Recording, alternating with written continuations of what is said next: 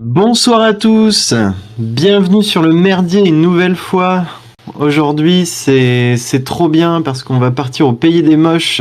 The Elder Scrolls 4 Oblivion, je ne sais pas si vous connaissez. Bonsoir Xuiman, j'espère que ça va. Tu as pu venir aujourd'hui, c'est super cool. Je suis avec Jean ce soir. Salut Jean. Bonsoir, bonsoir. Ouais, on a vu, mais et c'est tant pis. Il y aura la musique à la Ouais, fin. on a eu un problème de musique et on la mettra au Ouais. montage sur la rediff YouTube. Vive Des problèmes Windows! techniques, voilà, c'est les dédrats. Aujourd'hui, on va C'est parler des draps, c'est de à cause plein de d'eux. trucs. On va parler de. On a vu Fallout 3 la dernière fois, qui est en fait finalement un petit peu l'enfant illégitime de Elder Scrolls 4 Oblivion. Aujourd'hui, vous allez voir on va vous parler du jeu qui est des mêmes développeurs, qui est sorti avant mon jeu préféré, Fallout 3. Et vous allez voir, j'ai plein de trucs à vous raconter dessus, et on va se refaire un peu comme l'autre soir, une petite rando. Salut Grognac. Prout, hein, toujours, hein, bien sûr, Salut ça fait toujours plaisir. Grognac! Grognac de Bervire! On va voir que il y a plein de choses assez proutesques hein, dans Oblivion, un moteur génial, des voix complètement lunaires, une ambiance et comment dire, une espèce de lenteur. On a l'impression que le jeu est sous acide constamment. Donc là, j'évoque plein de choses qui vous feraient penser à des défauts, mais en fait, c'est un RPG de légende auquel on va jouer et peu de gens. Enfin, disons que beaucoup de gens, bien sûr, tout le monde connaît Skyrim. Hein, c'est le RPG du siècle probablement, qu'on aime ou qu'on n'aime pas, compte tenu de son impact dans la culture, c'est vraiment celui qu'on retient des Elder Scrolls, mais on sous-estime souvent l'impact qu'a eu concrètement sur le jeu vidéo l'opus précédent, Oblivion, ne serait-ce que techniquement, ne serait-ce que dans sa manière de considérer le RPG, d'amener le joueur à vraiment exprimer toutes ses actions dans un monde de liberté totale. Vous allez voir peut-être un peu trop. Mais ouais, on va vraiment partir dans une petite expédition sympa parce que nous, Jin et moi, on trouve qu'en soi le jeu est extrêmement drôle juste par son existence. Regardez ce magnifique trailer hein, qu'on est en train de regarder. Donc, on sort précédemment de Morrowind, hein, précédent RPG de la série. Morrowind, souvent, c'est un peu le Fallout 2 de Elder Scrolls. Hein. Beaucoup de gens sont méga fans. Beaucoup de gens encore aujourd'hui vous diront qu'on n'a jamais fait mieux que Morrowind. Je pense que ça doit bien faire pleurer les développeurs hein, de chez Bethesda parce que concrètement, c'est un travail monstrueux qui a été fait pour Oblivion. Et on est dans quelque chose de profondément nouveau sur beaucoup d'aspects, donc on va voir ça. Mais vous allez voir donc que le jeu est intrinsèquement drôle dans toutes les situations possibles. Et on va essayer de vous communiquer notre amour de cet opus. Notre amour, et vous verrez que alors, Jin a plus joué que moi à Oblivion, donc il sera à même de vous véhiculer tout le plaisir qu'il éprouve à jouer à ce jeu. Et moi, vous allez voir, je vous tease un petit peu l'avis que je donnerai en fin de live sur Oblivion, que j'adore, bien entendu, mais c'est un peu... c'est un peu le jeu que j'ai loupé le coche, on va dire. Et j'ai pas forcément réussi à l'aimer à sa juste valeur. Et oh Slate, Salut bonjour, Slate! bonjour. Je suis content que tu sois là, super.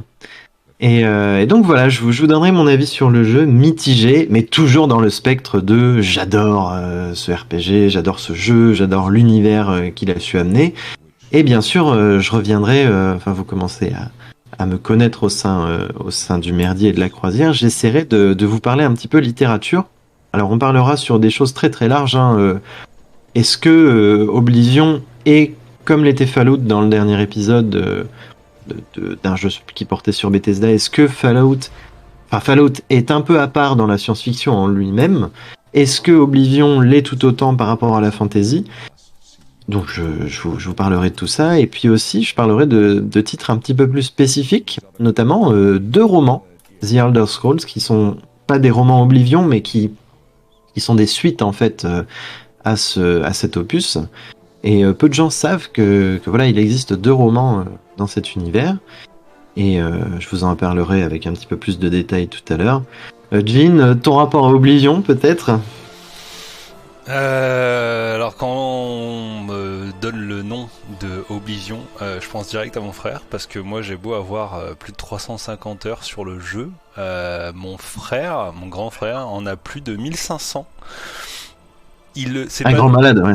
c'est pas compliqué, il le connaît par cœur. Là je l'appelle alors qu'il a pas joué sûrement depuis des années. Je lui demande où est-ce que elle est la petite maison pour farmer à la discrétion parce qu'il y a un mec qui dort tout le temps avec son kleps dans la maison, il va me dire l'endroit quasi exact.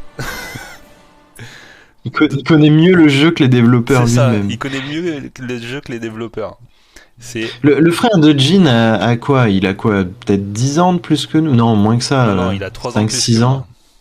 Voilà, Donc 3, ouais. il a 36. Et je le Ouais, vois régulièrement ok. popper sur Skyrim. Bah, du coup, je pense qu'il a été le public cible. Parce que du coup, il a un peu cette génération des anciens de Morrowind. Euh, Nous, Ouais, sauf qu'il a c'est un jamais peu joué à trop, c'est Morrowind. juste un peu trop vieux Morrowind. Oui, oui, mais je pense que c'est une question de génération. Il a pu pleinement en profiter, tu vois ce que je veux dire, Non, d'Oblivion, c'est vraiment un quand as il est sur le arrivé. jeu, Zoeman. C'est Ouais. abusé. Tu lui poses la question, il te dit genre comment je fais pour avoir le cheval zombie avec la Ligue des Assassins. Il va te dire toutes les étapes pour y aller. Et alors qu'il n'a pas de jeu devant lui, il n'y a rien, hein. Genre il est au boulot, tu vois. Et il faisait la technique de l'élastique aussi, Ah hein, oui, pour farmer certaines compétences. Il accrochait dans la l'élastique au discrétion. joystick de la manette et ça tournait pendant des heures. Bon, on va vous parler aussi du gameplay. On va se mettre au jeu, t'as raison. Et je te propose de faire start, hein, pour commencer, pour qu'on voit la beauté fatale qui nous sert de héros Ah, dans ce jeu. Alors, ce qui est j'ai absolument juste à le voir et ça me fume. voilà, enlève-lui son casque parce qu'on voit pas la magnifique texture de son crâne. Oh là là, quel beau gosse, hein. Un mix entre Keanu Reeves et je sais pas, Tuez-moi! un petit peu de Nicolas Sarkozy aussi. C'est Un petit peu, merveilleux. ouais. Bon, on voit qu'il est woke, hein, il a les cheveux bleus, Soit- c'est trop bien, parfait. Une petite jaunisse Il est peut-être. parfait. Le bas du corps le visage de Homer Simpson, c'est parfait. Il y a Un Red mix entre Indigo. Salut Jay et Red Enrico Indigo. Macias.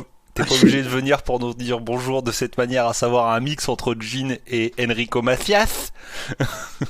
Mais je pense qu'il est totalement dans le vrai, hein. Heureusement qu'on Alors, montre pas nos visages dans j'ai l'émission. une idée. Va chier.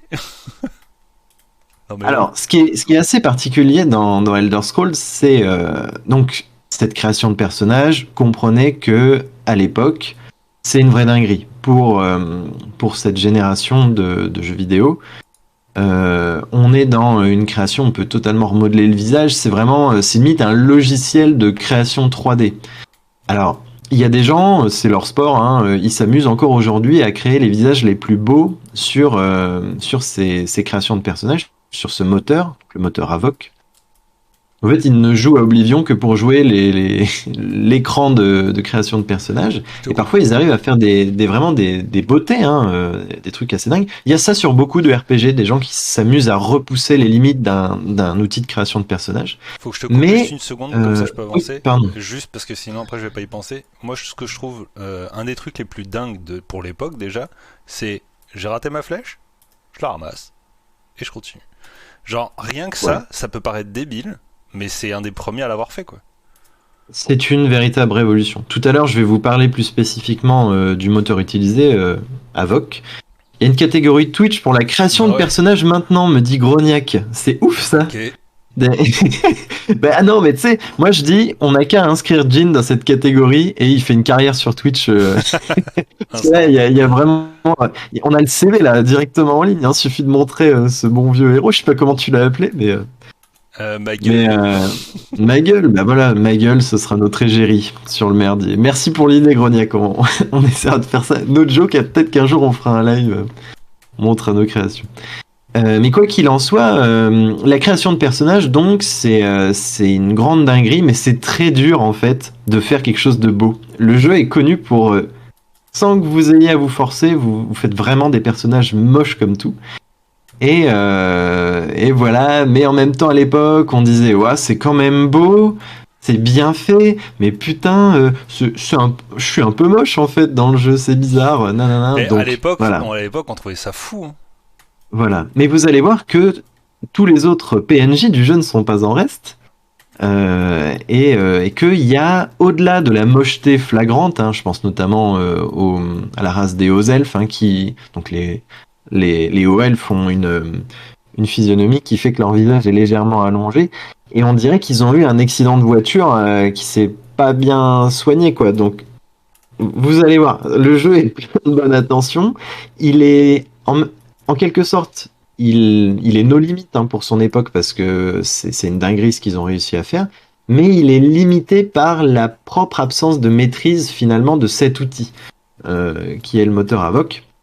Donc je vous en parlerai plus en détail. Jean, ce que je te propose de faire, c'est essayer de sortir le plus rapidement possible de cette grotte, et puis on va explorer le monde. Donc on va passer le tout début du jeu, où, comme dans beaucoup d'Elder Scrolls, vous commencez en tant que prisonnier. Donc on est dans un jeu où vous devez, enfin, au début du jeu, vous devez sortir d'une prison. Vous vous évadez, concours de circonstances, avec l'empereur de Tamriel, donc Uriel Septime, qui s'enfuit avec sa garde parce que tentative d'assassinat, etc. Et son passage secret passe à travers les geôles. Et vous êtes là. Donc il vous dit, voilà, vous êtes l'élu, nanana, j'ai une vision, etc. Venez avec moi. Finalement, il n'arrive pas à s'en sortir lors de cette évasion, il se fait assassiner, et il vous confie la tâche de retrouver son successeur, Martin Septime, pour ensuite l'aider, le protéger déjà, puisque une menace gronde. Donc il y a c'est un jeu qui va vraiment plus que les précédents vraiment vous impliquer dans toute la mythologie de The Elder Scrolls et notamment l'inframonde, les enfers si vous préférez, donc l'Oblivion. Et donc il y a toute cette menace infernale qui rôde. Et vous devez en protéger le descendant d'Uriel Septime et l'aider à accéder au trône pour un peu calmer tout ça. Donc il y a plein de rebondissements, l'histoire est assez sympa. Mais donc voilà. Oblivion, histoire de faire un petit retour. Alors je lis les commentaires, hein. Excusez-moi, des fois j'oublie un peu de faire ça. Jill, rien qu'à sa gueule, c'est un personnage de RPG. Mais charmant Antoine, merci. Mais au moins c'est le personnage principal, donc Tant de brutalité. c'est pas mal. Tant de brutalité. Non, ça c'est no tout de suite hein, sur ce stream. C'est non, trop de violence dans les propos. Modérateur, bourreau, fais ton office. Donc, Oblivion. Alors, c'est développé par Bethesda Game Studio, mais c'est édité par 2K Games. Et le développement du jeu commence, on va dire, alors, assez vite après la sortie de Morrowind, donc dès 2002, le studio s'y attelle. Et en 2006, le jeu sort enfin sur PC et Xbox 360, donc c'est assez fou pour les joueurs de console parce que on est face à vraiment un jeu qui est beau pour l'époque, mais au-delà de sa beauté, oui, j'ai une échec critique. Hein. J'avais pas surveillé ma vie, et après je l'ai regardé, je fais ah, peut-être me déplacer. Essaie de rusher vers la sortie. Ouais, mais et je suis fragile, je suis un breton. Tu passes par tous les. Enfin, tu esquives les ennemis, puis ça va bien le faire. Donc, le jeu sort PC Xbox 360. Pour l'époque sur console, c'est assez dingue. La console est capable d'encaisser le machin. Et un an plus tard, le jeu est à nouveau porté sur PS3. Donc c'est bien parce que les joueurs PlayStation ont pu découvrir voilà, ce monument du RPG à leur tour. Et en tout, en 2015, on estime que le jeu s'est quand même vendu en tout et pour tout pour 9,5 millions d'exemplaires. Donc c'est vraiment fou pour l'époque. Comme chaque Elder Scrolls, on se situe dans le monde, l'univers de Tamriel.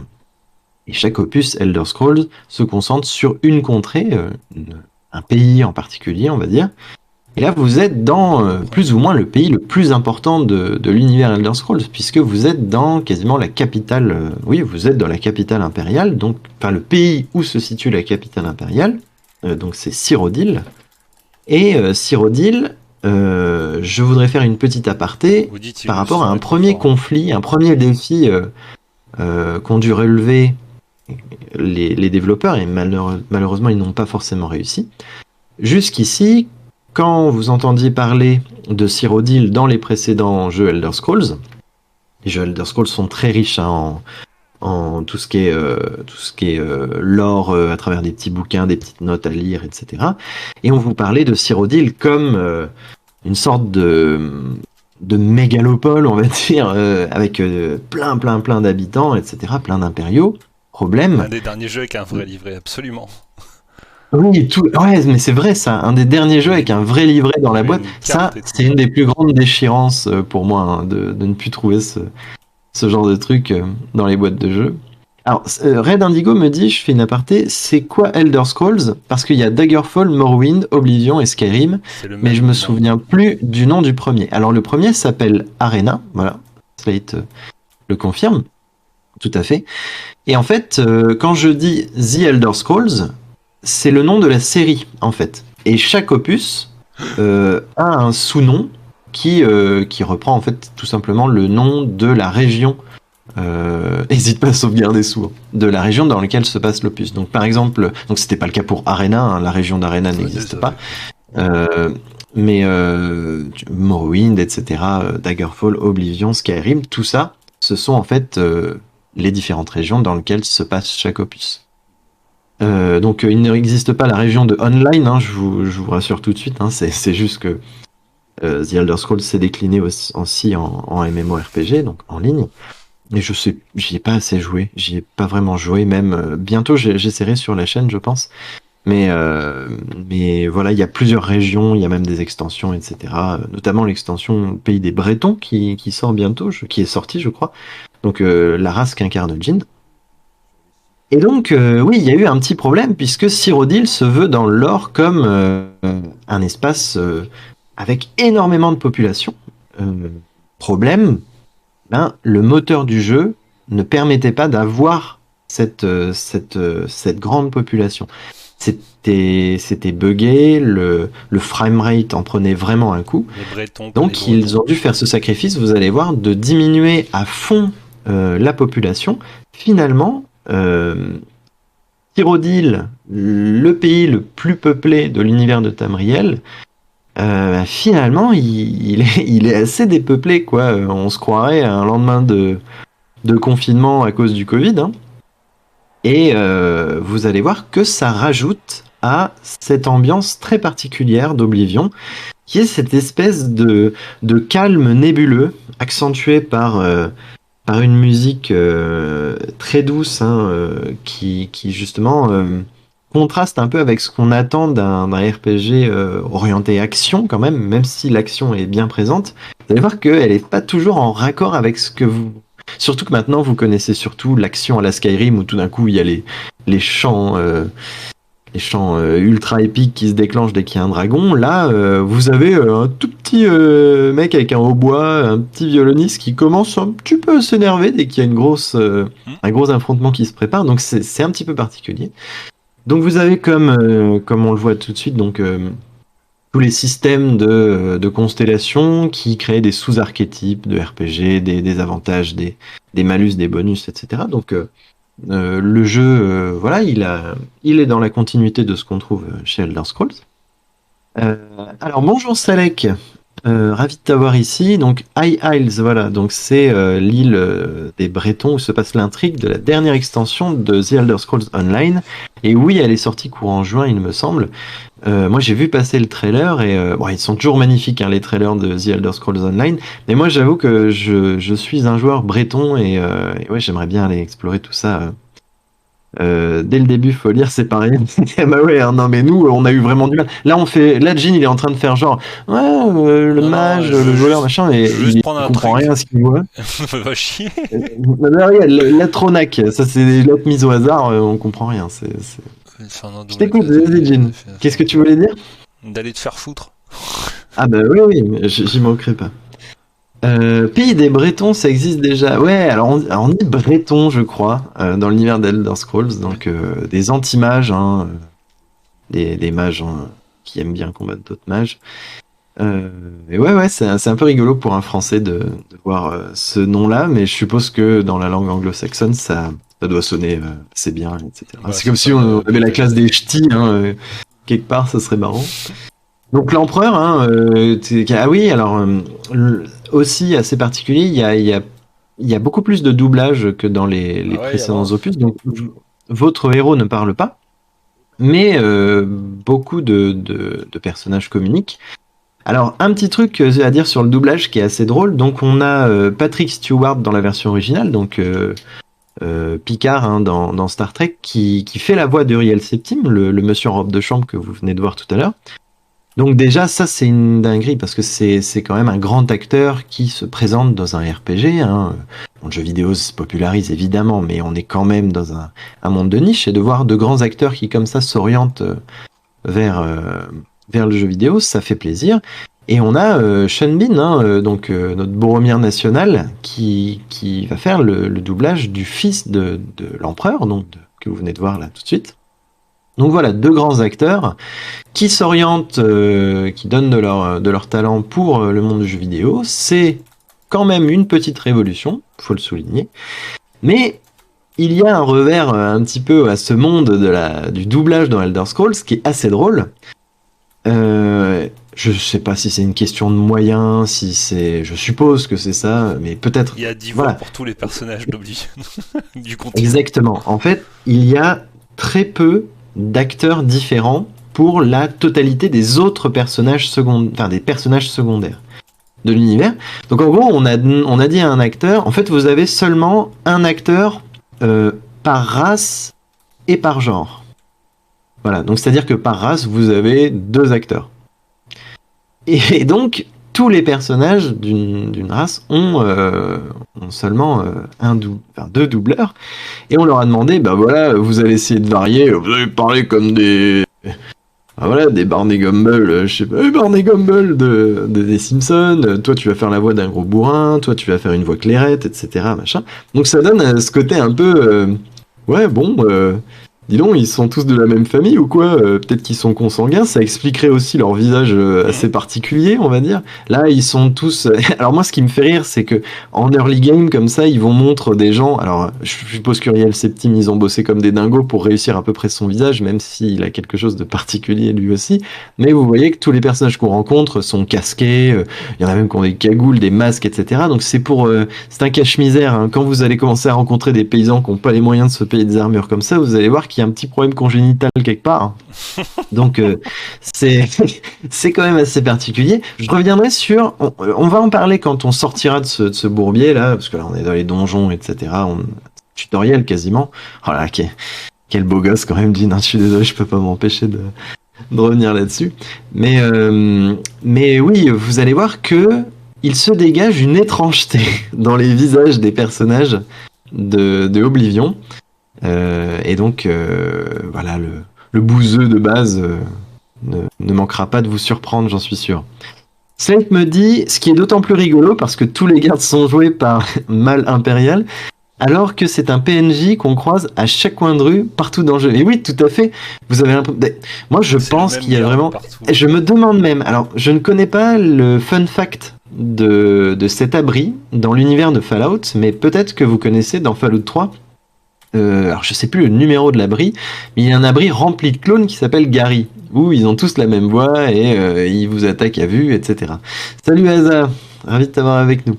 Et je me demande si c'est pas une référence justement au fait qu'il y avait ces gardes qui avaient tous la même voix et qui vous attaquaient dès que vous faisiez une connerie ou qui vous mettaient des petits coups de pression et tout. Et c'est peut-être une blague dans Fallout 3 par rapport à cette limitation technique qu'ils ont eue dans le doublage qui donne l'impression que tout le monde en Tamriel est consanguin et où tous sont des clones. J'en sais rien, donc c'est assez drôle. Donc là, vous avez une belle épée, hein, voilà, vous comprenez qu'il y a plusieurs petites sous-factions, plusieurs ordres de chevaliers, les lames, hein, si je me trompe pas. Là, il y a les gros méchants de Je me fantasy, la suis fait cagoule, éclater. les armures recouvertes de lames de rasoir partout, etc. Ça fait peur. on est clairement dans la fantasy standard, mais pas si standard que ça, parce que si on est dans la high fantasy, heroic fantasy, c'est-à-dire high fantasy, vous êtes dans une fantasy qui est détachée totalement de notre monde, on va dire, à la différence par exemple de Harry Potter, qui est ce qu'on appelle en low fantasy, puisqu'il y a certes c'est le monde des sorciers, etc., mais il y a notre monde à nous dans cet univers-là. Là, on est dans la high fantasy, aucun lien avec la réalité. Certains dissertent sur Internet comme quoi, en fait, Oblivion et Fallout seraient liés par le même univers, etc. Pure théorie. On n'a aucune preuve, c'est de la spéculation qui fait plaisir. Mais voilà, aucune preuve. Et donc, dans cet univers de fantasy, on remarque quand on joue qu'il y a quand même... on n'est pas dans le Donjons et Dragons standard. On n'est pas dans... tous ces archétypes, elfes sylvains, machin. Alors oui, il y a des elfes sylvains, oui, il y a des hauts elfes, mais je ne sais pas pourquoi. Peut-être que vous me le direz, chers auditeurs. Mais je trouve que Elder Scrolls, il est à la fois purement dans l'heroic fantasy, purement dans la high fantasy, mais il a vraiment un style à lui. Je me demande si ce n'est pas en fait tout simplement le point de vue que prend chaque jeu, en fait, etc. Si vous voulez, le prisme par lequel l'histoire se raconte, qui finalement donne l'impression d'un caractère franchement unique par rapport à tout ce qu'on peut trouver, les Baldur's Gate, les Pillars of Eternity, enfin tous ces grands jeux de fantasy. Il y a une différence très marquée dans Elder Scrolls. Et voilà, moi-même, je n'ai jamais vraiment réussi à mettre le doigt dessus. Mais bon, peut-être qu'on le découvrira au cours de cette émission. On verra. Donc Cyrodiil, certes le cœur politique de Tamriel, mais assez grande nouveauté, on est dans un jeu qui vous propose aussi d'arpenter sommairement, mais tout de même un peu quand même, un monde qui nous est caché, un inframonde, donc l'Oblivion, la dimension des Daedra, donc toutes ces entités immatérielles qui sont en quelque sorte à la fois qui sont en quelque sorte à la fois des démons et des dieux. Alors je connais plus les détails, il y a les Aedra, les Daedra, etc. J'ai un petit peu oublié tout ça. Démons, mais... Voilà, c'est ça, dieu, en fait des dieux mineurs, mais voilà. Donc vous aurez l'occasion d'entrer en partie dans leur univers.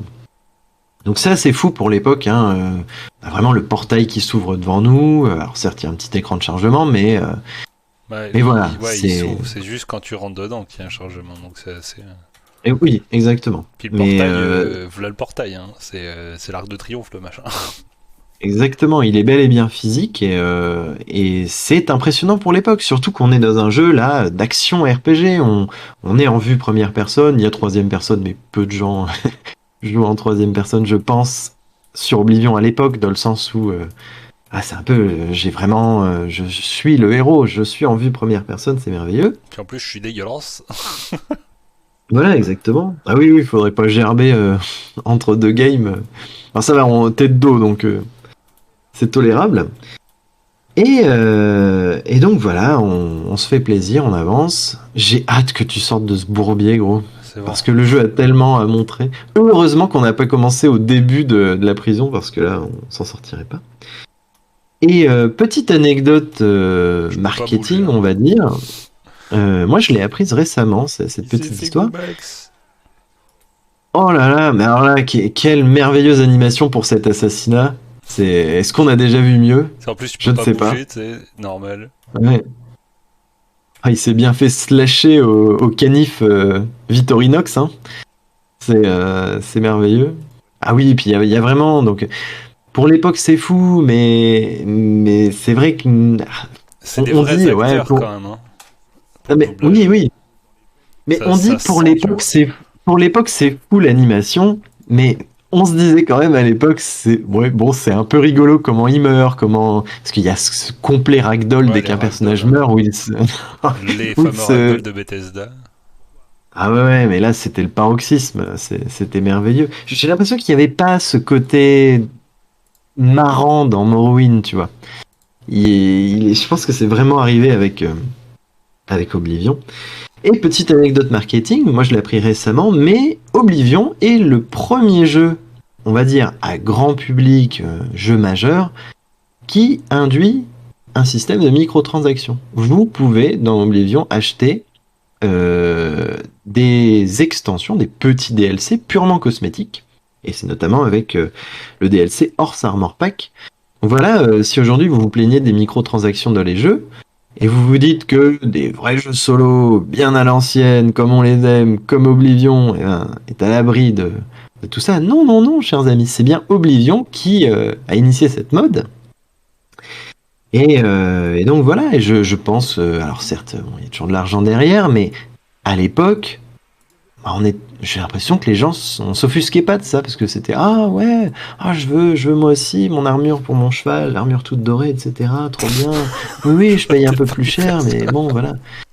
Mais voilà. Ah, les patates, hein, il y avait un côté comique aussi C'est pas malin. dans le jeu. Continuez, c'est parti.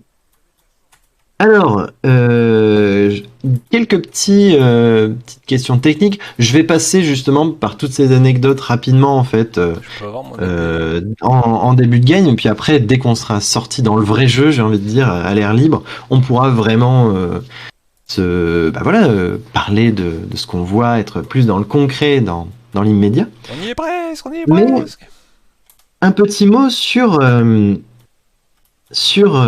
donc la révolution technique qui a été Oblivion. Donc on est sous la coupe du développeur en chef, du concepteur en chef de Morrowind, hein, donc c'est Kel Rolston qui sévit à nouveau dans cet opus.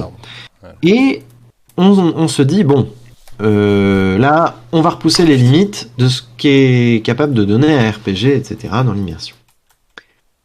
Premièrement, encore des égouts. Alors oui, bon, c'est vieux. À l'époque, on en avait marre, mais bon, on se plaignait pas tant que ça. Mais aujourd'hui, ça passe plus, je pense. L'IA du jeu. Donc, on est sur un système d'intelligence artificielle qui s'appelle le Radiant AI. Et alors, c'est quelque chose d'assez particulier pour l'époque.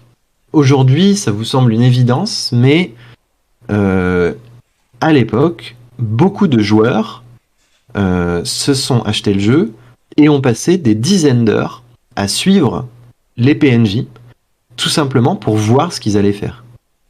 Pourquoi ? Puisque auparavant, dans les RPG, les intelligences artificielles servent donc à simuler, entre autres, les petites activités quotidiennes de tous les jours, banales, de tous les personnages non joueurs. Et jusqu'ici, les intelligences artificielles, entre grands guillemets, en fait, sont simplement une suite de consignes, préprogrammées, donc des routines scénarisées complètes, si vous voulez. Par exemple, personnage numéro 1, à tel moment de la journée, se lève de son lit, se dirige vers sa cuisine, mange un bout de pain, ensuite, il ouvre sa porte, il sort, il parle avec tel truc, voilà.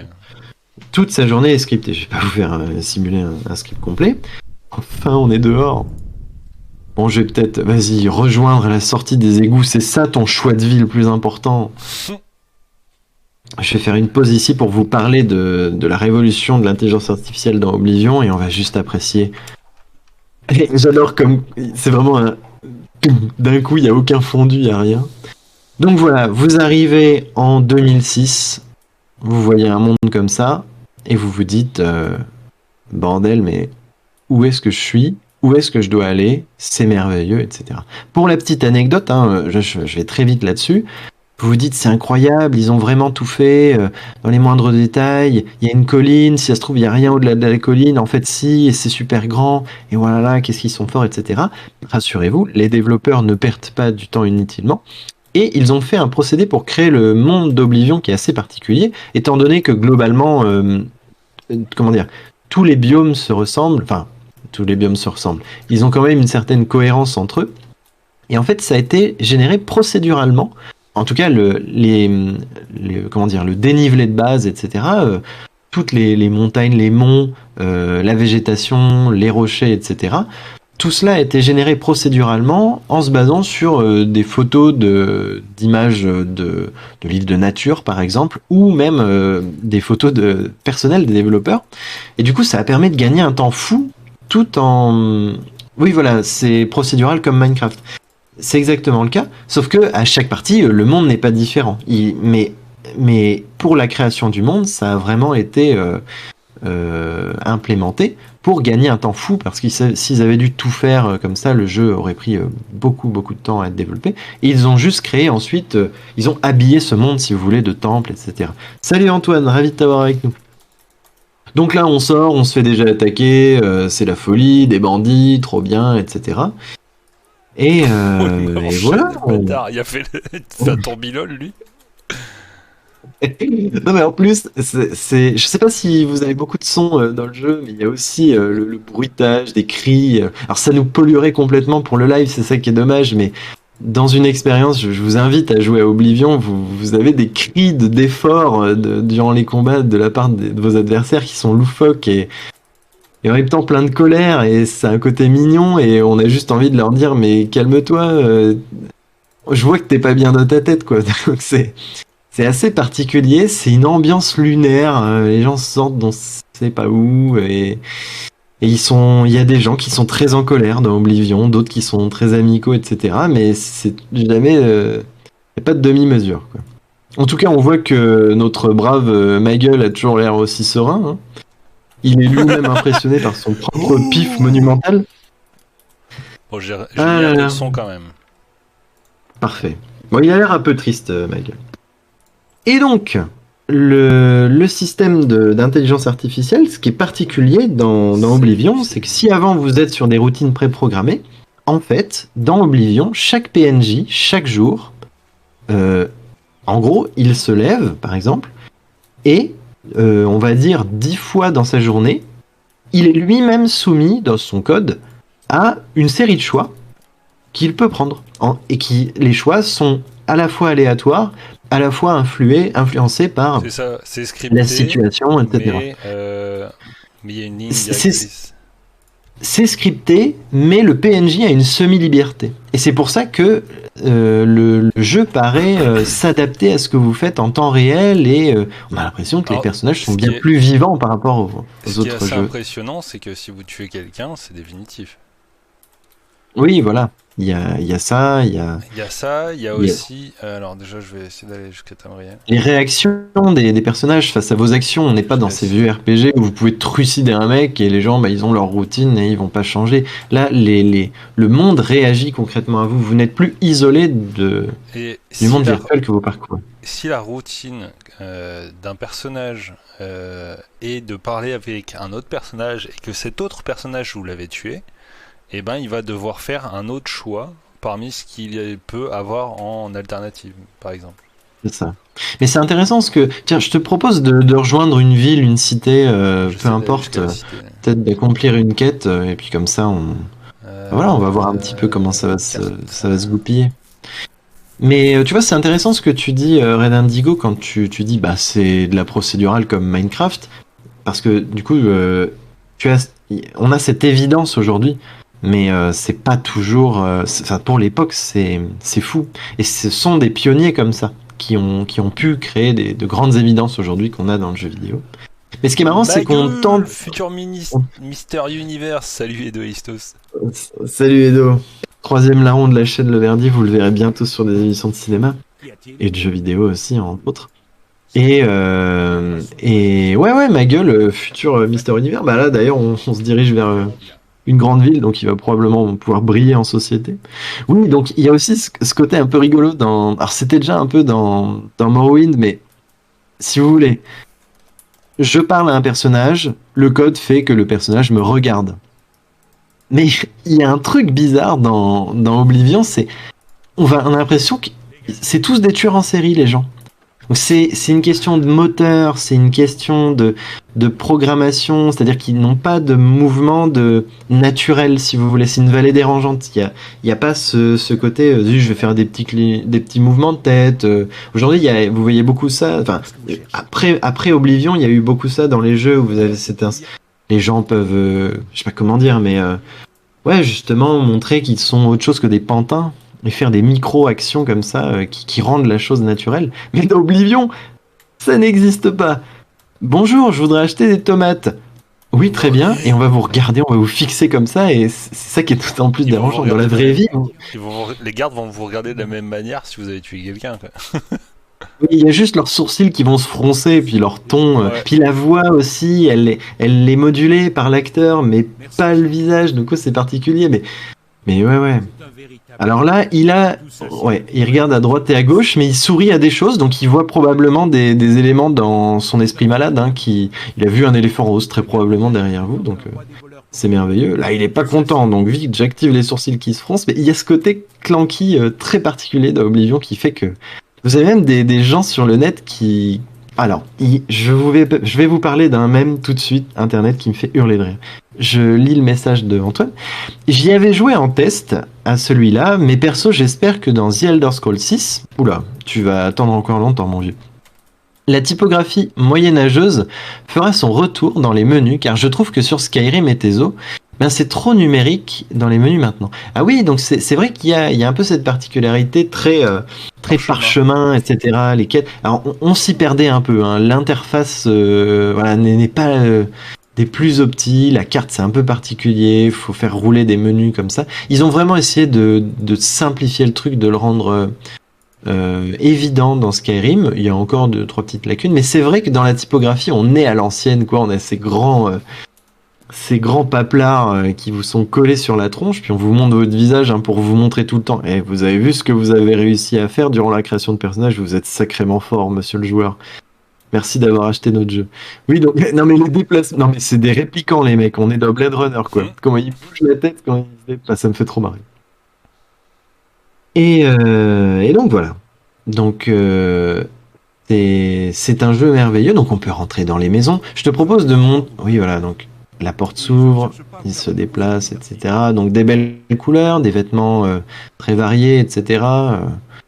Des coiffures absolument merveilleuses. Hein. Là, on est proto-rasta hein, dans l'univers de The Elder Scrolls, c'est merveilleux.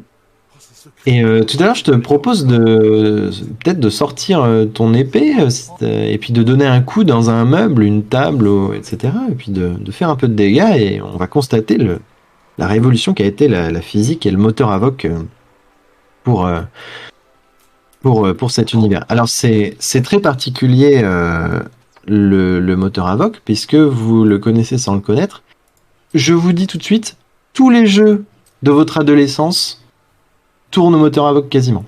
Assassin's Creed 2, moteur AVOC. Y en a. Alors que ça n'a rien à voir avec ce que vous voyez dans Oblivion. Mais c'est un moteur qui a été tellement polyvalent, tellement utilisé que finalement on a vraiment pu l'exploiter à fond et créer toutes sortes de choses. Et Oblivion, lui, est précurseur dans tout ça. Donc voilà, un moteur ne garantit pas un grand jeu. Il faut savoir il faut apprendre à le connaître. Il faut comprendre toute sa potentialité et donc voilà, donc magie, donc arc, épée, etc. Donc voilà, je lance un sort, tout se casse la gueule. Oui, moi j'attaque un ennemi, il réagit, il se bat au couteau, je crois. Non, il est au point. Il est au point, il a pas peur. Je sais pas ce qu'il a voulu faire, il a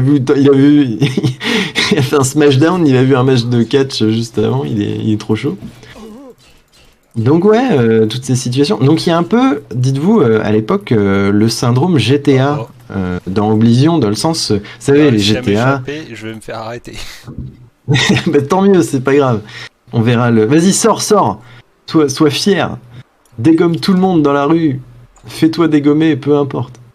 Donc on a ce côté un peu GTA dans Oblivion, dans le sens où vous vous rappelez les GTA à l'origine, quand on était petit, on les achetait pas. Ah, tiens, je vais les acheter pour le scénario. Il y avait toujours ce côté, je vais acheter GTA juste pour faire n'importe quoi et me marrer.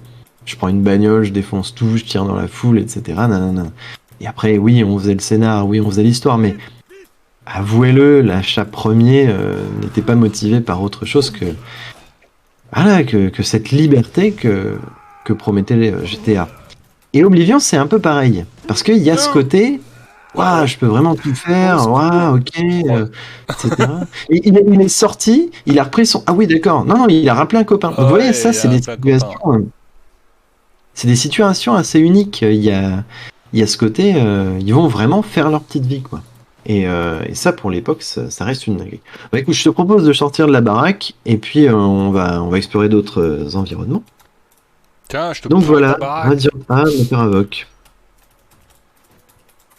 La ligne de vue dans le jeu, alors là on le voit pas parce que quand on est sorti, donc on est en intérieur, mais quand on ressort, donc on est en ville, on va pas le voir aussi, et là concrètement il y avait une grosse colline quand vous sortez de la prison, mais la ligne de vue est immense.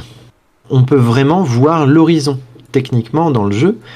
Là où il y avait cette espèce de brouillard de guerre avant dans beaucoup de jeux qui permettent de consommer moins de ressources et de vous cacher vraiment la vue de l'horizon. Par contre, je sais pas C'est une pourquoi, mais j'ai révolution. accès à toute la map. Fuyez pendant qu'il est encore temps. Oui, alors je sais plus comment ça se passait exactement dans Oblivion. Oui, il y avait ce méga zoom aussi quand quelqu'un vous... Ouais. Alors vous voyez, hein, les hauts elfes, hein, ces pauvres gens. C'est vrai que sur le papier, ils avaient le visage élancé, le front très très très allongé, etc. Leur teint d'or, etc. Mais on dirait vraiment que c'est des alcooliques qui sont... Ah, je sais pas ce qu'ils ont fait, mais la tête dans l'aspirateur, quoi. Puis ils sont très novateurs à un niveau coiffure, etc. Donc oui, ça correspond à ce qu'on connaît d'un haut elfe dans la fantasy, mais là, ouais, vallée dérangeante, quoi. Oblivion, moteur Avoc, c'est trop bien. J'adore Oblivion, c'est trop cool. Alors oui, aussi voir ce genre de différentes races, hein, principalement humanoïdes, mais pas que dans Oblivion. Et là, il y avait la voix qui s'accordait aussi, assez particulière, avec ce genre de personnages. Les personnages discutent entre eux. Alors, ils vous regardent tous toujours bizarrement, hein. On se croit un peu dans un film d'horreur. Ils vont se retourner. Un orc, hein, merveilleux. Merveilleux, merveilleux. Moi, je t'ai toujours trouvé que dans Oblivion, c'était un peu bizarre parce qu'ils ont réglé un peu le truc dans Skyrim où, bon, tout le monde a l'air plus ou moins peau de bête, etc. Mais dans cet cette overlay fonctionnalité. de forge, Ah oui, genre c'est super beau. ouais, c'est beau. C'est beau. Alors, ça dénote un peu, je trouve, du reste, mais c'est très beau. On se fout pas de vous, quoi. Moi, je comprenais pas bien hein, quand j'étais petit, hein, toutes ces mécaniques-là. C'était un jeu un petit peu compliqué. Je vous en parlerai un petit peu plus tard.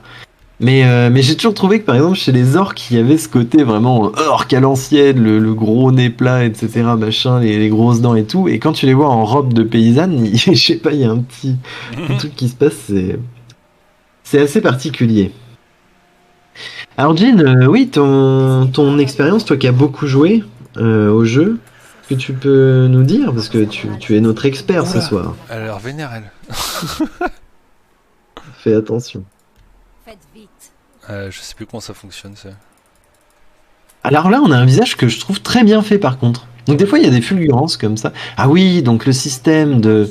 C'était assez particulier. Donc là, on est dans les proto-systèmes de je vais essayer de vous convaincre, etc. Donc on voit que vous perdez en crédibilité quand vous vous exprimez. Il faut faire tourner une roue.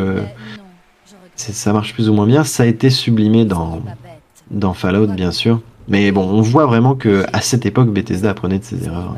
Mais personne n'a jamais su comment fonctionnait ce truc. Mais évidemment, Slate, évidemment. Non, mais les gens qui vous font croire que c'est le cas, croyez-moi, ils font comme vous. Ils ont juste plus de chance que vous. Ils font les trucs au hasard et ça marche ou pas. J'avais bité. Mais Jean, parle-nous de ton expérience sur Oblivion, parce que c'est toi qui l'a vraiment poncé, quoi. Bah poncé non là, mais moi j'ai plus poncé Skyrim pour le coup, mais ouais, Oblivion. Non, mais pour l'époque, je veux dire. Alors l'idée c'est que moi j'ai joué à Oblivion, j'avais testé peut-être une fois chez un copain Morrowind. Déjà là je me suis dit putain mais c'est la claque. Bon il y avait des bugs, Bethesda, hein, mais c'était assez rigolo parfois. Tu pouvais traverser la map en ragdoll quand tu mourais. Je te dirais que ouais, je pense que Oblivion ça a lancé ma fascination de ces jeux médiéval fantastique. Dans cette vibe RPG médiéval fantastique très poussée en finale, parce qu'il faut quand même poncer plein de capacités. Alors moi j'ai toujours tendance à être un gros cumulaire, donc à savoir que dans les stats j'allais faire en sorte d'avoir tout ce qui était faisable, tout cumulé. Ouais.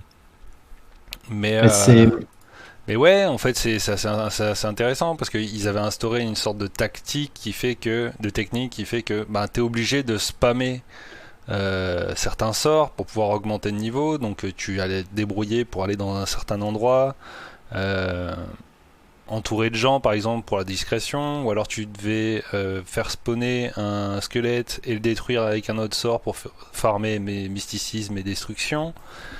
C'était assez poussé en fait. C'est la première fois que je jouais à un truc aussi poussé. Alors bien sûr, il y en avait avant, hein.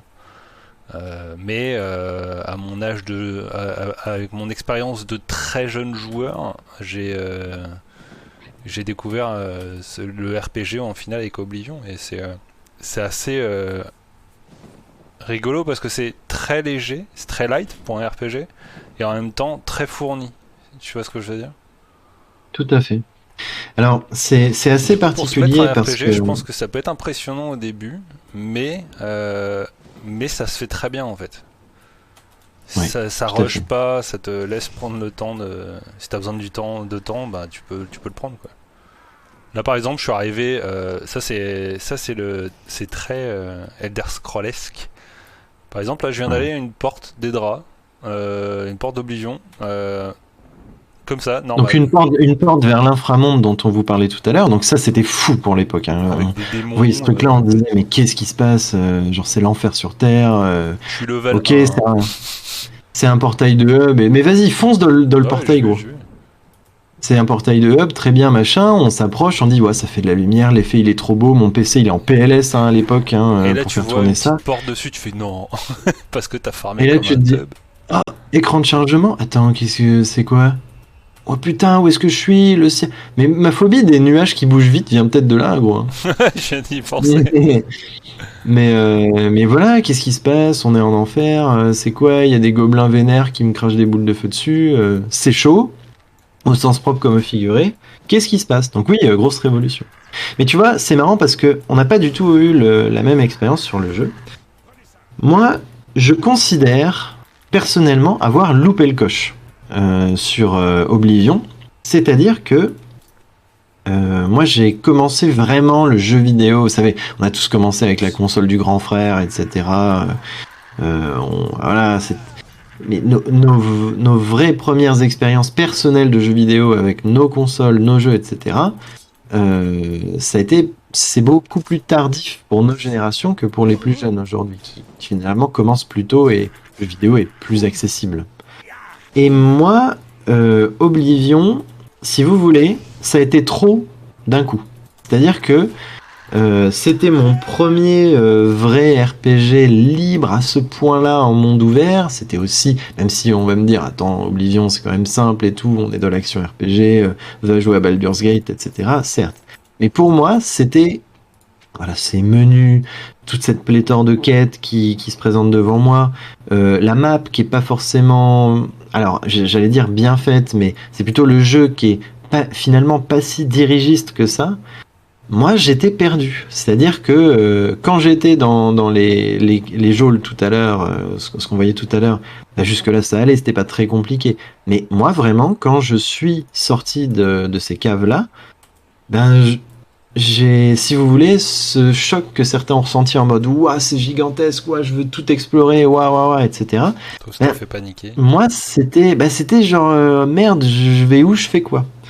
Et du coup, j'ai ressenti ça tout le long du jeu, dans le sens où je sais que quand j'ai fini Oblivion, j'avais ce sentiment de... Je comprenais pas que le jeu puisse être... Je ne soupçonnais pas sa richesse dans mes premières games, c'est-à-dire, je me disais, mais... ah ouais, en fait, j'ai loupé plein de quêtes secondaires, en fait, j'ai gardé mon arme de début, c'était vraiment des mécaniques que je comprenais pas pour l'époque, j'étais vraiment un novice.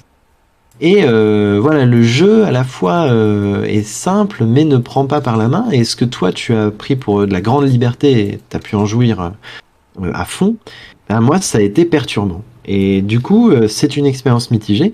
Et pour moi, finalement, c'est le jeu suivant du même développeur qui est le jeu de la maturité, on va dire. Et Fallout 3, je pense que eh ben, c'est devenu mon jeu préféré grâce un Oblivion, un autre jeu qui n'est pas du tout mon préféré. Et justement, ben Oblivion, il il m'a décrassé quoi. Et quand je suis arrivé dans Fallout, j'étais plus maître de mes actions, je comprenais la grande ampleur de l'univers de Fallout et ça me donnait pas le tournis, etc. Et donc merci Oblivion pour ça, même si je ne peux pas t'apprécier à ta juste valeur, je suppose encore aujourd'hui. Mais même si j'aime ce jeu, là on est sur la croisière, à part quand on vous prévient comme pour l'autre fois Undertale. On est sur des jeux qu'on adore, on les adore tous, mais là on chipote sur le degré d'adoration, on va dire. Mais sinon, pour moi, le principal défaut du jeu, et je voudrais avoir ton avis dessus, Jin, et votre avis aussi, le chat, puisque vous avez joué à plein de jeux, j'en suis sûr, et vous allez peut-être pouvoir, notamment Oblivion, vous allez peut-être pouvoir me donner votre avis là-dessus. Mais moi, ça a été une vraie ivresse d'un trop plein de liberté. C'est-à-dire, j'avançais, en marchant, je gagnais des points d'athlétisme, ok, d'accord, c'est à quoi et tout. Il y avait... et puis en plus, alors ça, faut le dire, hein, c'est que cette liberté qu'offrait Oblivion, c'était une révolution pour l'époque. C'est-à-dire que je pense que comment dire, le jeu lui-même a été dépassé par sa propre liberté. C'est-à-dire que, faut se l'avouer, hein, Oblivion, c'est pas un chef-d'œuvre de rythme. Tu le disais toi-même, hein, on peut partir à droite à gauche, faire ce qu'on veut, etc. Certes, mais quand tu veux raconter une histoire, Oblivion, les gens ne jouent plus à Oblivion, j'ai envie de dire, mais vous savez, aujourd'hui, il y a cette blague sur Skyrim, on vous dit vite, vous devez sauver le monde, etc. Les dragons reviennent, Dovahkiin sauve mes fesses, etc. Mais le Dovahkiin, il va se faire 500 heures de quête secondaire avant de faire la deuxième mission principale, tu vois ce que je veux dire? Donc c'est limite un mème le truc. Mais, pour moi, ça se ressent encore plus dans Oblivion. Donc je sais pas si toi tu l'as senti un peu aussi comme ça, c'est-à-dire oui, plein de liberté mais pas assez de rythme, Jin. Ben, ça peut être essoufflant, ouais. Ça peut être décourageant de se dire ok, ben j'ai parcouru Tamriel pendant 5 heures et j'ai pas vu un seul péon, ou alors faut que j'aille à l'autre bout de la map pour faire la quête secondaire, et en même temps tu te dis bon, est-ce que c'est la quête secondaire, est-ce qu'il va avoir un impact avec la quête principale si je fais ci, si je fais ça, et ça c'est seulement si vous vous aviez genre 50 heures déjà dans les genoux, parce que sinon vous irez même pas la question. Et là ça reste quand même, là on chipote, mais le jeu est pour l'époque. Ah, je peux vous donner une anecdote si vous voulez pour vous faire comprendre de l'attente qu'a été Oblivion avant sa sortie du coup. 2005, le jeu sort en 2006, mais il est déjà pas mal teasé. On sait déjà à la base dès le début, on va dire peut-être un an après le commencement du développement du jeu, il y a des fuites. Non pas de screenshots, etc., où ça aurait aucune valeur, mais on sait déjà l'ampleur du projet. Et on sait qu'il est il est techniquement réalisable, il y a le moteur Avoc, il y a etc., machin, il y a tous les systèmes de Radiant AI pour l'intelligence artificielle, et tout le monde sait que ce soit raté ou pas, ça sera une merveille ratée ou une merveille réussie. Vous voyez ce que je veux dire? Et Peter Hines, donc c'est le directeur marketing à l'époque chez Bethesda, il revenait après la sortie du jeu. Petite traduction. Il a conscience que dès 2005, c'est déjà vraiment un jeu qui est attendu, enfin c'est le Messie qui est attendu, et il revenait sur cette période, donc c'est à peu près un an avant la sortie du jeu, et quand on lui demandait mais vous pouvez nous parler de vous qui avez vécu de l'intérieur l'attente en fait d'un public immense pour ce jeu, et ces mots, enfin il dit vraiment que, alors c'est une expression, c'est pour blaguer, mais il dit le jeu était tellement attendu, on avait l'impression que les gens pensaient que ça allait guérir, c'est un jeu qui allait guérir la cécité et soigner toutes les maladies. Donc il a dit ça en interview, et je pense qu'il y a ce côté, vous savez, c'est un peu comme quand on est en mode, il y a quelques années, on était un peu comme ça. Oh, la VR, le casque VR, putain, mais bientôt, on va avoir ci, on va avoir ça, l'odorama, etc. Bientôt, on pourra se brancher directement. Révolution, ce sera plus du jeu vidéo, ce sera une expérience de vie, etc. Ben, Oblivion, il a eu ça, en fait, à sa mesure, à son échelle. Il a eu cet impact-là. Moi, on n'a pas pu, je pense, à part, moi, je suis finalement rentré dans ce monde-là plus tardivement que les autres. Mais aux États-Unis, c'était fou, quoi. Et il a vraiment, vraiment pas déçu, en tout cas. Même s'il a été critiqué pour quelques petites choses, son vernis de superbe faisait taire YOLO. toutes les mauvaises langues, etc. Au bout d'un moment, voilà, on peut plus dire non, désolé, c'est pas terrible, machin. On peut aimer ou ne pas aimer, c'est une folie pure. C'est une folie pure. Putain, je monte sur un cheval, je contrôle un cheval, qu'est-ce qui se passe? Les fameux J'essaie de vous... d'Oblivion. Ouais.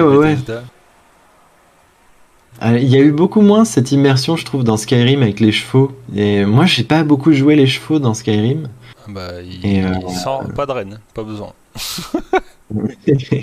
Non, mais il se fait guider, il est il est tellement à la ramasse, notre personnage.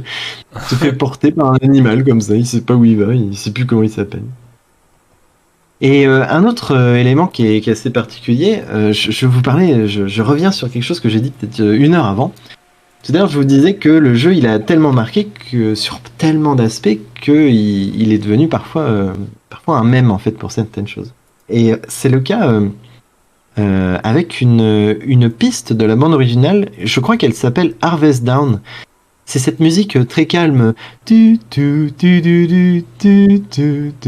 Voilà, alors, vous avez vu ma voix de velours, c'est merveilleux. Mais du coup, elle est très connue et elle correspond bien en fait à ce que représente l'entièreté de la bande originale de Jeremy Soule pour Oblivion, qui est un peu ce calme, cette ode à la tranquillité. C'est mon cheval, tranquille. Et en fait, ça dénote un peu avec ce qu'on attendait d'un RPG, un action RPG. C'est ce que je vous disais tout à l'heure. Mais surtout, la musique, un peu nébuleuse, est en accord avec le côté lunaire des personnages. Genre, regarde ce mec qui attend à son comptoir, droit comme un i. On a l'impression que la meuf, elle s'est fait tirer et allonger la tête et le cou, etc. Elle louche à moitié, les yeux en amande. Elle a un sourire figé, elle fait peur. Et vous avez cette petite musique Harvest Down là, qui se pointe et qui est aussi elle-même douce. On a l'impression que tout le monde est un peu sous drogue, on comprend pas pourquoi. Et sur internet, il y a un mème où vous pouvez en fait vous tapez Oblivion PNJ IRL et en fait il y a des gens qui compilent en fait des situations filmées dans la vie de tous les jours, principalement aux États-Unis où il y a beaucoup de foufous, de gens qui vous sortent des dingueries, qui sont sous l'emprise du crack ou je sais pas quoi, etc. Et ils rajoutent la musique en fait d'Oblivion, donc cette piste là. Et ça montre vraiment que déjà avec cette musique, on peut véhiculer un truc qu'on a tous remarqué sur Oblivion, qui est ce côté trop bizarre de tout le monde dans le jeu. Et voilà, maintenant cette simple piste évoque ça et est utilisée pour jouer avec un mème en fait, avec les bizarreries de notre monde où on se dit mais attends, c'est pas possible, est-ce que je suis dans la réalité? On dirait qu'il y a un bug de la matrice. Moi, j'adore comment les gens te fixent. Ça me fait. Oh, mais lui, là. Et un petit... oh là là là là. Non, mais lui, c'est un Cro-Magnon, lui. Il s'est que trompé d'univers. Rentre chez toi, mon ami. Attends, j'aime bien parce que... Ce qui me fait trop rire, c'est que si tu mets pause... Aujourd'hui, dans les RPG, il y a beaucoup ça où on va arrêter de toucher à la manette en enclenchant un dialogue. Ben, si vous restez trop longtemps, les PNJ vont vous dire "Eh oh, tu réponds ou quoi, machin." Mais dans Oblivion, ce qui est trop drôle, c'est que tu peux vraiment rester comme ça et le mec, il va te regarder 3 ans. Je me souviens comment tu fais on faisait ça. En fait, tu vois, t'as les jauges et plus c'est haut, plus c'est violent. Sauf que en fait, t'as 2 trucs bons et 2 trucs mauvais.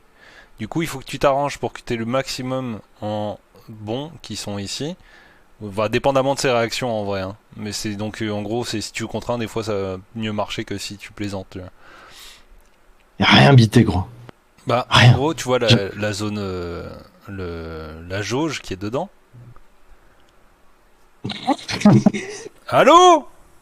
Mais non, mais non, mais je La ne jauge. comprends pas le système. Au jaune, jaune et orangé là. Tu le vois? Oui, oui. Bah, c'est des niveaux différents en gros, d'impact sur ce que tu vas faire, à savoir se vanter, admirer, plaisanter ou contraindre. Et Mais en c'est-à-dire fonction que de la quand... personne, Attends, il va apprécier ou non en fonction des quatre. Tu vois, regarde sa gueule. et t'as Il un aime pas du tout timer. que tu le vantes. Ouais, je sais. Attends, mais quand il y a Admirer, c'est beaucoup de correct. jaune, ça veut dire c'est par exemple, il adore être Non, que ça tu c'est vantes. Ah c'est ouais, la non. puissance du truc que tu vas dire. Ah ouais, attends, fais-le bouger entre méga content, pas content. Vas-y, fais bouger vite. Euh, euh. Énorme. Du coup, lui, il aime pas. Le, Par contre, le spasme. il aime bien admirer et il aime bien machin. Donc, je vais faire lui parce que c'est pas fort. Là, je vais faire lui parce que c'est fort. Ah, le Allez, il est problème, heureux c'est là. que C'est les enfants. Ah ouais, ça bouge comme ça. Bon, c'est quand même vachement compliqué. Hein. Ils ont non, voulu tenter un en truc. vrai, Mais... c'est assez facile. Hein. Il suffit de gérer tes jauges. Et tu sais ce que ça me rappelle Elle est noire.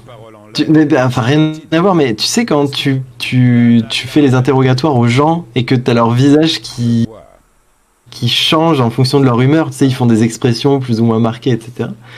Peut-être qu'ils ont piqué une idée chez Oblivion, hein, chez Rockstar. On n'en sait rien. Ah non, mais pour moi, c'est pas du tout. C'est pas forcément intuitif. Comme Bah, disait moi, Snake tout à l'heure, je crois que personne n'a jamais Mais compris. si, moi, quand je t'ai quitté, j'ai compris assez vite, hein, en vrai. Hein. T'es un génie du jeu vidéo. T'as vu ça. C'est pour ça. Ouais, mais j'aime le jeu vidéo, tu vois. Alors, petite anecdote pour en finir sur la musique. Donc, Jérémy Soule, hein, le compositeur de cette bande originale. Et ce qui est assez drôle, c'est que donc on a, c'est ce que je disais tout à l'heure, c'est cette bande originale très calme, très posée, très sereine, très contemplative. Et un jour, on lui a demandé, Monsieur Soul, vous pouvez nous expliquer d'où vient ce choix artistique, cette inspiration? C'est pas à ça qu'on s'attend dans un jeu vidéo orienté action quand même, etc. Alors certes, je trouve que quand même, Cyrodiil a vraiment un aspect idyllique hein, qui correspond tout à fait à la musique, mais voilà, c'est quand même quelque chose d'assez calme. Et le monsieur sans pression nous dit, vous savez, en fait, les grands artistes, souvent, ils vous sortent des dingueries d'explications pour vous dire comment ils ont eu l'idée, etc. Et lui, no joke, il dit, en fait, pendant la conception de la bande originale pour The Elder Scrolls 4 Oblivion, j'ai eu un accident de bagnole et je me suis vu crever. Et face à la mort, je me suis senti extrêmement serein et j'ai trouvé que j'avais quand même eu une belle vie. Et du coup, je profitais de cette dernière perception de tous ces beaux moments et j'étais bien face à l'univers. Et en fait, le mec, il s'en est sorti avec juste 2-3 blessures superficielles, mais il a vraiment cru qu'il allait y rester, il a eu très peur. Et c'est cette sérénité issue de cet accident de bagnole, faite pendant l'élaboration de la BO, qui a vraiment, apparemment, orienté l'ambiance musicale vers quelque chose de très contemplatif et de très apaisé. Donc, vous pouvez remercier les excès de vitesse ou le manque de respect du code de la route, puisque visiblement, c'est ce qui nous a permis d'avoir cette bande originale magnifique, qui est celle de The Elder Scrolls 4 Oblivion. Donc voilà, c'est une histoire assez particulière. Hein. Je sais pas trop ce qu'il faut en penser. Bon, écoute, c'est chiant, le crochetage. Tu vois, ça par exemple, je te propose ça par contre, j'ai jamais vraiment compris comment ça fonctionnait. Bah, en gros, alors ça, vous êtes à court de crochet. Ouais, tu vois, t'es un génie, c'est pour ça. Vous êtes à court de patience.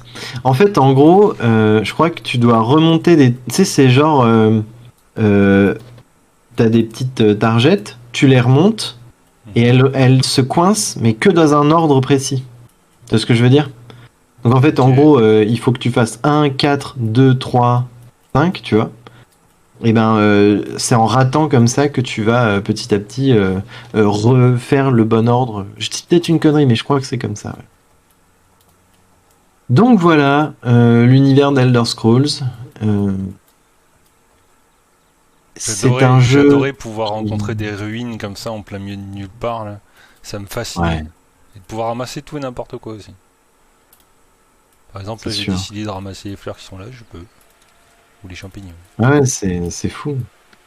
Alors moi, j'avais du mal à trouver des armes, euh, des armures dans le jeu. Je pense que je n'ai pas du tout bien joué. Je pense que je n'ai pas eu une expérience complète. Je me souviens que j'avais l'extension Shivering Isles, donc qui nous permettait de côtoyer un Daedra, le dieu du... C'est pas du mensonge ou de la... Non, c'est de la tromperie, de comment la c'est- fourberie. Non, le dieu de la... C'est pas le dieu de l'aléatoire, de la folie, le dieu de la folie. Et je me rappelle, Sheogorath, voilà, c'est ça. Et du coup, j'étais arrivé, j'avais trouvé le portail pour accéder au DLC en early game. J'avais trouvé une grosse épée, j'en avais chié, j'avais fini le jeu comme ça, et c'est tout. Et je n'avais pas ce sentiment. Je trouve que la courbe de progression n'est pas parfaite dans Oblivion. Et je sais qu'il y a une fonctionnalité qui a beaucoup été critiquée, qui est que en fait vos armes sont verrouillées sur votre niveau. C'est-à-dire que il existe des armes de légende hein, dans le jeu extrêmement Ouais, mais puissantes faut pas en les soi, ramasser tout de suite. mais si vous les trouvez au niveau 1, l'arme sera au niveau 1, elle se fixe sur votre niveau, et du coup ses stats potentielles baissent pour s'adapter à un niveau 1.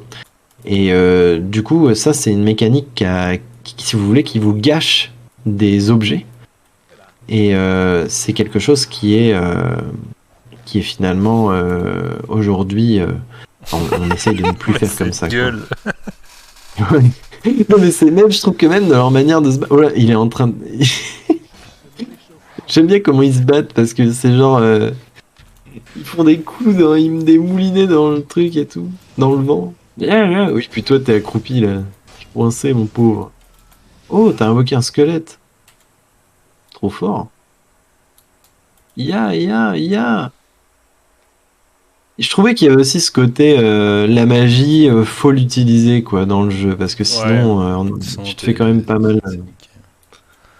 Alors moi, je Tu jouais, parlais Fufu. d'immensité. Ouais. Attends, j'ai juste un petit message de Edo Estos. Tu parlais d'immensité tout à l'heure. La map est-elle aussi énorme que ça? Est-ce que c'est précurseur dans le jeu vidéo? Oui, je n'ai pas joué à Oblivion, lol. Alors c'est pas grave, hein, on a tous des tares, hein. Donc t'inquiète pas, Ed, tu pourras un jour Dit que c'est le résorber. mec qui l'a fait à 30, à 20 ans. Ouais, moi je l'ai fait, mais je crois que... Non, je l'ai fait... J'étais au lycée, je crois. Donc j'ai dû le faire vers 16 ans, je crois, peut-être. 16 Alors ou qu'il 18, l'avait, il un avait truc comme 10 ans, tu vois. C'est voilà. Donc hérésie. Donc l'immensité, on est sur, si je dis pas de bêtises, ça doit être du 41 km². Et c'est alors c'est à la fois grand et pas grand. C'est-à-dire que une grande map ne sert à rien en soi. Il y a des jeux qui peuvent être vraiment petits et pourtant vous avez l'impression qu'il y a une richesse incroyable à l'intérieur, etc. Mais quand même 41 km² pour couplé à toutes ces rencontres aléatoires potentielles, le fait que les quêtes sont assez bien pensées pour vous emmener visiter beaucoup de choses, pour aussi le fait qu'ils aient implémenté un système de voyage rapide qui fait que la balade ne devient pas une contrainte au bout d'un moment, puisque quand même les décors oblivionesques, c'est de la forêt, des régions tempérées quoi, donc, et des collines. Donc c'est pas non plus... C'est de la chenoute. ça peut être... alors on en a marre à force quoi, mais les mécaniques de jeu font que on arrive à profiter de l'immensité, certes tout à fait réelle, mais relative du jeu, sans vraiment en souffrir, on va dire. Surtout qu'il y a l'inframonde, il y a aussi, sans parler de l'Oblivion lui-même, il y a aussi le fait qu'on peut visiter une maison. On est rentré dans plusieurs maisons au cours de ce live. Donc il y a aussi ce monde à l'intérieur des murs qui est présent. Et c'est finalement aussi pas forcément une évidence de proposer un monde grand, mais aussi des mondes entre quatre murs, des petits espaces, des maisons, voilà. Et en plus, il y a les donjons, etc. Donc, le monde assez grand, généré procéduralement lors de la conception, puis habillé de ruines, de donjons, de micro-localités qui donnent une petite originalité et qui brisent la routine. L'Oblivion qui peut être visité partiellement et qui est suffisamment bien mise en scène pour donner cette impression de ouais, en fait je peux me balader dans le Nether comme un malade et tout, c'est trop ouf. Voilà, les donjons et tout ça fait que le jeu pour l'époque est grand. 41 km², c'est grand, mais il est surtout bien fait. Je crois que c'est même pas en comptant les donjons, il me semble. Oui, non, c'est juste la map extérieure, je crois. Donc ouais, c'est quand même pas mal. Aujourd'hui, je pense que je me demande, pour quelqu'un qui n'a pas joué à Oblivion et qui a joué à des RPG plus récents, je pense qu'on est à la limite. Vous savez, il y a, par exemple, Morrowind. Je pense que pour des joueurs actuels, ça commence à être trop vieux. C'est le syndrome Witcher 1, vous voyez. Witcher 1... Morrowind, ça pique. Hein. Ouais. Enfin, Witcher 2, déjà que c'est à l'ancienne. Mais bon, il y a le graphisme, il y a tout ça. Mais Witcher 1, c'est des mécaniques où ils ont tenté des trucs. C'est un jeu de rythme, les combats. C'est lent à mourir pour se déplacer. Il n'y a pas forcément de voyage rapide. Bien fait. Donc il y a des allers-retours incessants et vous voyez tout le temps la même chose, c'est chiant. Donc vous voyez, le syndrome Witcher 1, c'est ça, c'est waouh, aujourd'hui, ça passerait pas très bien. Et ben Oblivion, je considère qu'il est à la limite. Il est encore assez abordable, c'était d'ailleurs une de ses grandes forces, qui était très abordable pour l'époque. Mais après un Skyrim qui a été bien rodé, voilà, il y a plein de RPG aujourd'hui qui rendent la chose agréable. Ouais, tout à fait. Mais oui, très grand jeu. Et tous ces défauts, faut les voir en fait comme des erreurs dont on en a tiré des connaissances et qui ont permis de sublimer le monde du RPG par la suite. Ça, c'est vraiment indéniable. Ne serait-ce que les suivants, en espérant qu'ils fassent de même avec le 6 sans se reposer sur leur laurier avec l'ultra ponçage de Skyrim qui a fini par être écœurant. Oui, alors on peut peut-être... là, je sais pas, ça fait 1h20 qu'on est en live. En général, on se cantonne à 1h30 sur ce format de la croisière. Donc c'est vrai qu'on pourrait conclure sur un petit peu l'avenir de la série des Elder Scrolls. Alors... Elder Scrolls 5 a été annoncé. Bonjour. Bonjour Edindigo. Rebonjour. Donc Elder Scrolls 5, déjà il sort pas tout de suite. Il vient de... je crois que le développement c'est vraiment... 6, pardon, excusez-moi. Le développement a été lancé il y a pas très longtemps. Moi, mes petites inquiétudes sont en fait... se situe chez Bethesda, chez sa politique créative en elle-même. J'avais évoqué ça durant notre épisode sur Fallout 3, où j'expliquais que, parce que je crois que c'est Antoine qui est présent ce soir, qui me questionnait sur Starfield. Et je disais que ce qui m'inquiétait globalement chez Bethesda, c'était que Bethesda en fait se déconnectait vraiment des joueurs et ne comprenait de moins en moins bien les attentes des joueurs.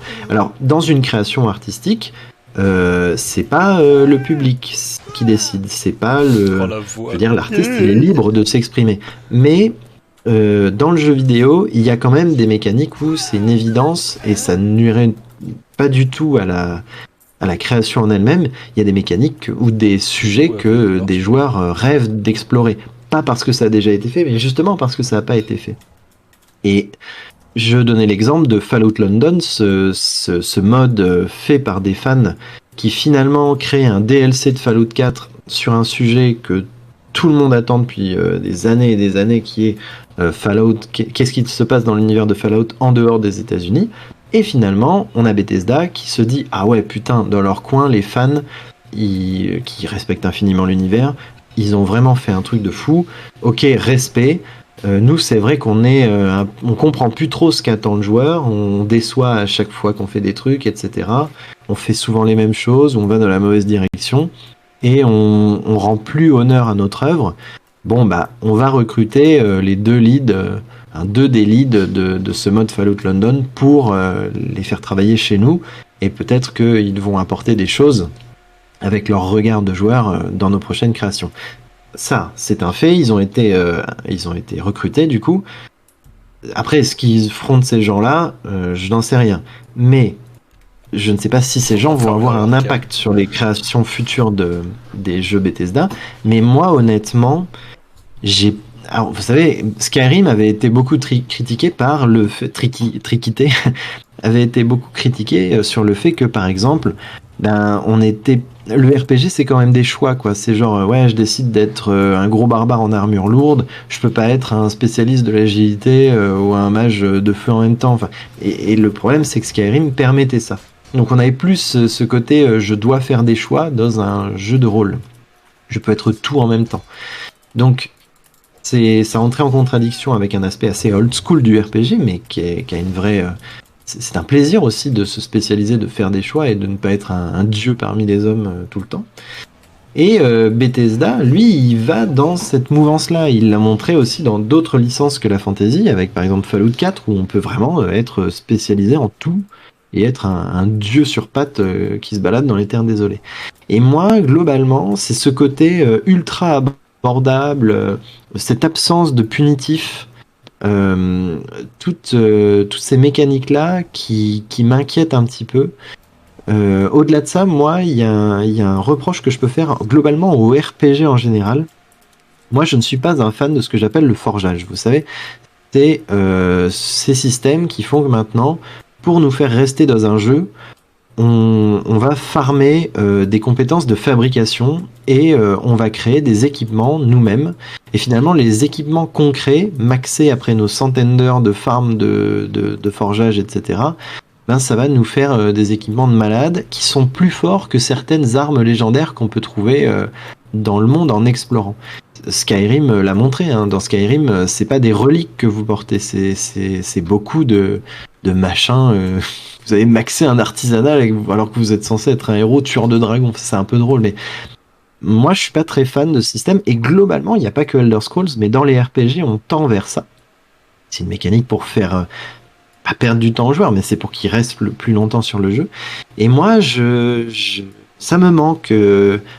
Diablo 2, vas-y, je trouve une arme de ouf, elle pop là, machin. Ou même sans que ce soit de l'aléatoire, aller à un endroit où il y a une arme légendaire, etc. Il y avait ça dans Fallout 3, par exemple, j'adorais. Et est-ce que Elder Scrolls 5 va rester dans ces petites...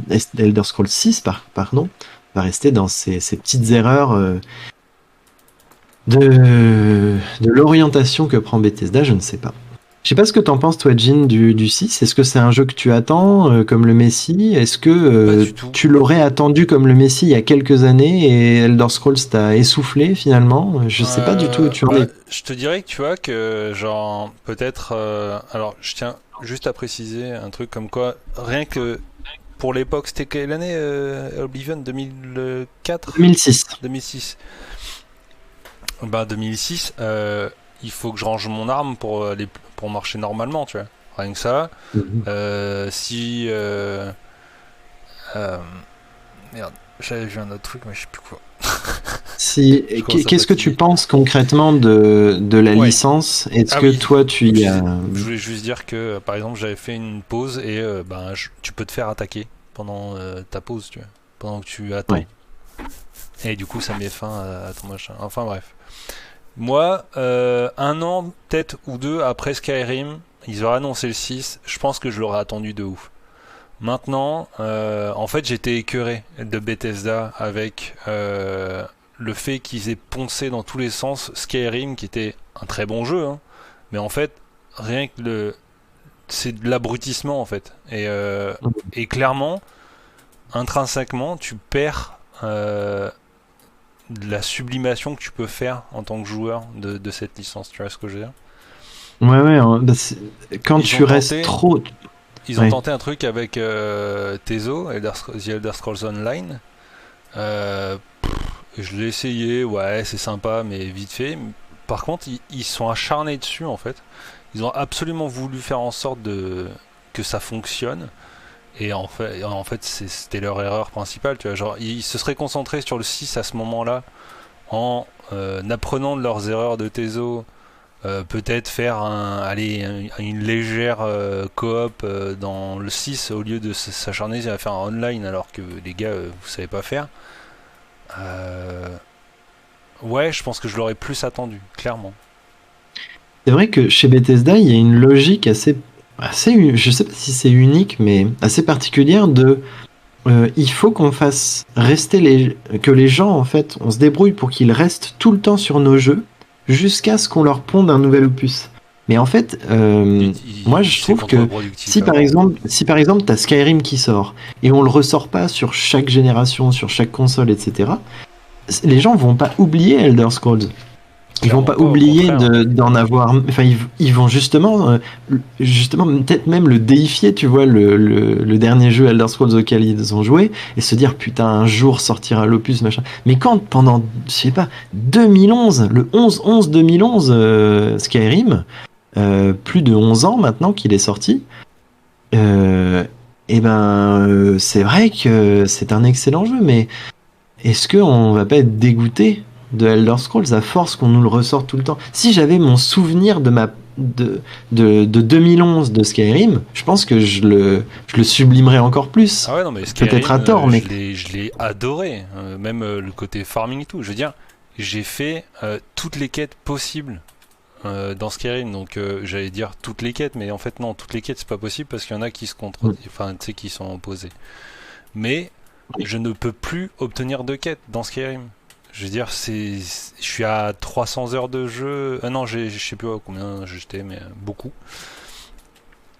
J'étais prêt la dernière fois à le refaire en mode ok, je le refais en full HD, avec le nouveau pack HD. Ils ont refait une édition deluxe, je sais pas quoi. Et je me suis dit, bon, en fait, non, de la merde. J'ai pas envie de me retaper le farm pour retrouver un dragon légendaire, etc. Parce que complétionniste. oui, c'est ça. Mais c'est ça, c'est que ouais, c'était une tuerie, mais tu l'as tellement entendu partout. Ça fait un peu le syndrome Undertale aussi, tu vois. Ouais. Genre, on l'a tellement survendu. Là, en plus, c'est encore pire parce que c'est un jeu que j'ai adoré faire, tu vois. Et ils ont réussi à me pourrir mon expérience juste avec le fait d'en parler à H24, tu Ouais, je vois tout à fait. Bah ça, c'est un combat que doit ramener Bethesda, hein. C'est une entité qui a surfé sur sa propre réussite. Mais je trouve qu'elle ne l'a pas forcément fait de la meilleure des manières. On résume souvent le fait que Skyrim sorte tout le temps, ressorte sur toutes les plateformes en édition super underground, upgrade de la mort et tout machin. Mais pour moi, c'est pas qu'un problème, tu vois, genre de vouloir se faire de l'argent. C'est un truc de. Est-ce que ça va pas. Alors certes, ça fait découvrir le jeu sur des plateformes nouvelles à de nouveaux joueurs, mais je sais pas. Moi, personnellement, j'ai envie de dire que si on m'avait moins bombardé de Skyrim, il me manquerait plus. Et Clairement. j'attendrais plus Elder Scrolls 6. C'est En fait, c'est exactement ça. ça. Moi aussi. Après, on est beaucoup trop tôt pour commencer à parler de gameplay, etc. Mais De toute façon, il y a rien. moi, oui, il y a rien. On peut juste regarder la création en cours de chez Bethesda, donc Starfield. Moi, je trouve qu'il y a une perte totale de ce qu'on a vu jusqu'ici, d'identité, d'originalité. C'est jeu d'action, space opéra générique point au possible, quoi. Et si on est dans un Bethesda qui n'arrive plus à créer des systèmes originaux, des univers originaux, c'est pas parce que Elder Scrolls il a déjà un lore bien étendu que le nouveau Elder Scrolls va forcément être bien. Et je pense que vraiment, en fait, le truc aussi, c'est que Elder Scrolls Online, il vous fait voyager dans plein de contrées.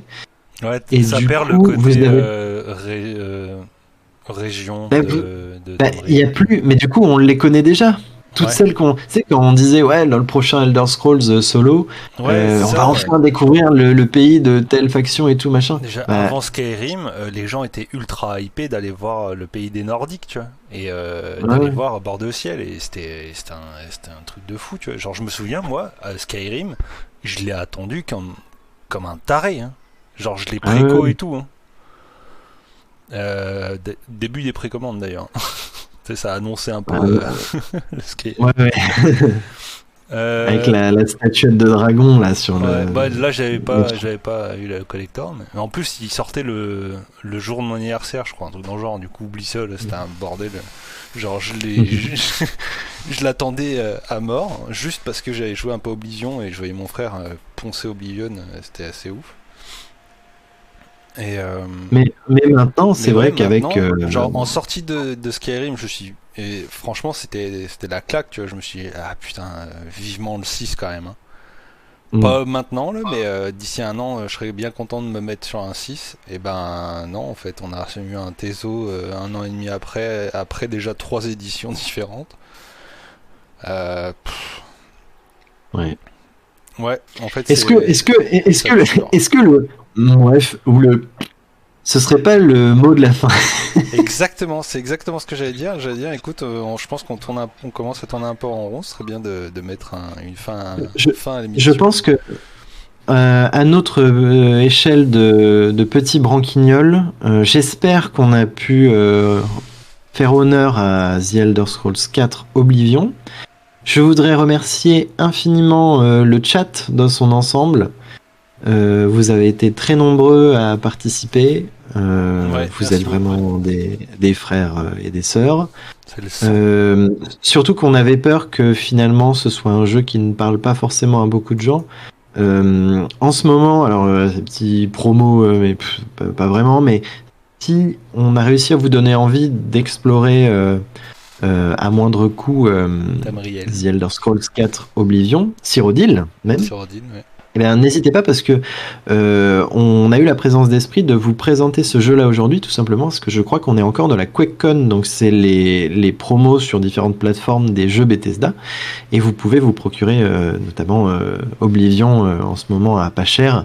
Donc voilà, crois que je c'est protège 7 votre euros porte-monnaie. pour les Européens. Ouais, c'est ça. On est des frères, hein, nous dirait d'Indigo. Et en tout cas, merci infiniment. J'espère que vous avez passé un bon moment sur le merdier, et notamment le format court, entre une demi-heure et une heure et demie de parlotte sur Et Elder Scrolls parmi nous, 1 et avec 2 nous, en free sur to la play, croisière. nous précise Edo.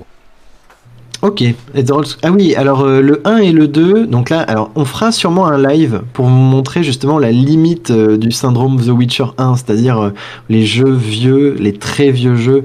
Waouh, bah, c'est dur aujourd'hui hein, de s'y accrocher. Pour les plus courageux, il a tout à fait raison de le préciser. On vous présentera sûrement Arena et Daggerfall du coup.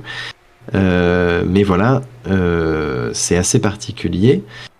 Quoi qu'il en soit, on a été ravis d'être avec vous ce soir. On est très content que finalement la chaîne plaise un petit peu Et finir sur à ce quelques magnifique personnes. visage de Meigl. Oui, merci à Meigl. Hein, sans lui, nous ne serions rien. En Cyrodiil, on remarque ce nez, hein, ce regard biaiseux. Probablement le petit fillot de la fripouille. Hein. Mais merci, putain, là j'ai envie de mettre une musique épique de malade gros sur ce plan. Tintin, Tintin, le nez de Cyrodiil. Rien ne lui échappe. Non, mais merci ma gueule d'avoir été avec nous. Merci Jean hein, pour tes interventions. Bah, plaisir. Et n'hésitez pas à nous suivre. Hein. On essaiera de revenir régulièrement. On essaie de faire une fois par semaine. Virilus, aussi appelé Virilus, me dit Edouard. Mais oui, bien sûr. Donc on vous présentera au sous-format de... Merci beaucoup pour le follow. Au format de la croisière, on vous fera des petites émissions entre une demi-heure et une heure et demie. Un peu de rétrospective, mais très personnelle sur des jeux que nous avons aimés ou détestés. Donc ce sera vraiment dans ce format où on vous parle à la fois de petites choses, de petites anecdotes sur le jeu, mais aussi de notre ressenti très concret.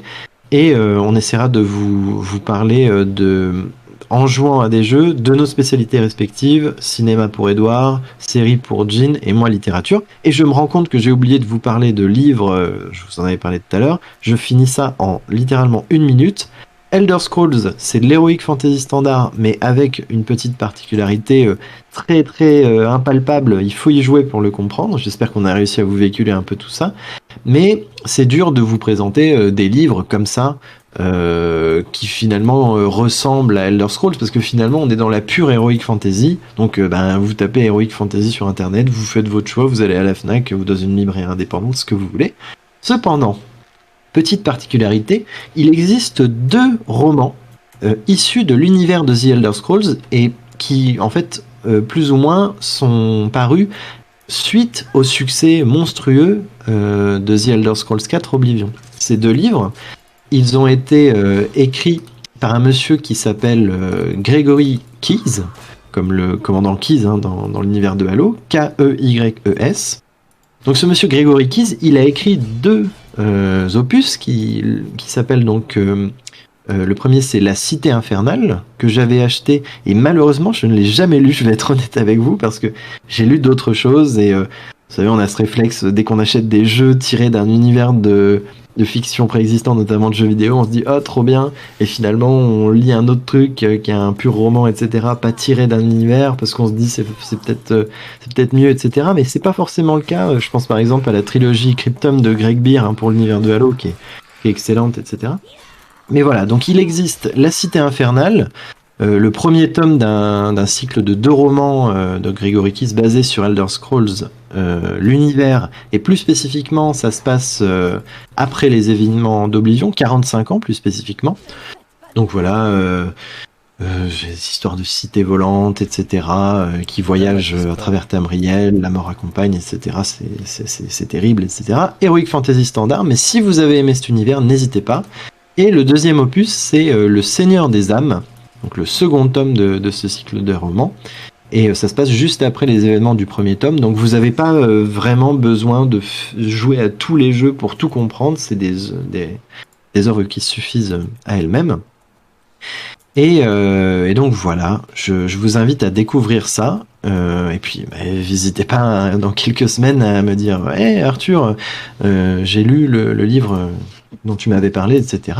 J'ai bien aimé, il se passe ça, je serais ravi d'entendre votre retour dessus. » Et finalement, c'est vous qui m'apprendrez des choses. Donc voilà pour aujourd'hui. 2 très bons livres, nous dit Grognac. Lui, il les a lus. Donc je sais que je le connais IRL et je sais qu'il lit beaucoup de choses, notamment de fantasy. Donc s'il considère que c'est 2 très bons livres, ça veut dire qu'il n'y a pas à rougir, quoi. C'est vraiment des bons trucs. Là, il se passe n'importe quoi. Je vois que tu frappes avec une épée contre une pauvre dame qui monte sur un cheval et il y a un squelette qui t'attaque. C'est merveilleux. C'est le mien, ça, le squelette, c'est ça qui Red Indigo nous demande, Jean, tu penses, qu'Alexis pourrait venir parler de World of Warcraft? Alors je ne sais pas qui est Alexis. Le beau-frère. Le beau-frère, mais en revanche, oui, tout à fait. Si des gens veulent venir, que ce soit dans le chat ou même de vive voix, parler de jeux vidéo, il n'y a pas de problème. Le truc, c'est qu'on va bientôt faire une vidéo de grands néophytes sur World of Warcraft. En ce moment, je crois qu'il y a une nouvelle extension qui sort ou un truc comme ça. Tout le monde s'y intéresse. Et bien nous, on va être les premiers à découvrir en live le jeu.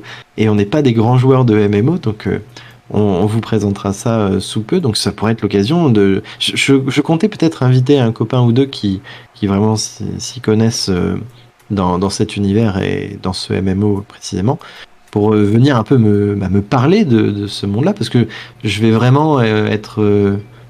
c'est moi qui joue techniquement dans cet épisode-là, et je vais pas tout ce dont je vous parle dans les jeux vidéo, ça vient d'une expérience concrète, et là je peux pas vous mentir, je ne connais rien à l'univers de World of Warcraft, je ne connais rien au jeu, je peux juste vous parler de mon rapport au MMORPG et à l'entité World of Warcraft, dans le sens où elle a pris une place monstrueuse à une époque où je jouais beaucoup aux jeux vidéo, et justement j'avais un de mes meilleurs amis qui, lui, c'était un des top français sur World of Warcraft. Et on avait cette différence majeure qui était qu'on était tous les deux de très gros joueurs, mais lui ne jouait qu'à un seul jeu, World of Warcraft, et moi je jouais à plein d'œuvres différentes, et on avait cet éternel débat de lequel est dans le vrai, lequel perd son temps, etc. Et je pense qu'il n'y a aucune bonne réponse, mais c'était, quoi qu'il en soit, très intéressant. Donc on inviter des gens, il n'y a pas de problème, on en discutera en privé. Et puis voilà, on espère que vous avez passé un merveilleux séjour au pays des moches, qui est Cyrodiil. Et du coup, bah voilà, on était un peu chez nous, faut se l'avouer. Donc voilà, merci ma gueule, merci Jean, merci à tout le chat, vous avez été super. Et puis on vous retrouve à une prochaine émission qu'on vous teasera bientôt. Et puis vous aurez la rediffusion sur YouTube également, le merdier, _merdier. Donc voilà, bonne soirée à tous. Et merci encore d'être venus nous écouter. Salut. Salut à tous. Ma gueule, comme... Putain, il est sec. Il est sec, ma gueule.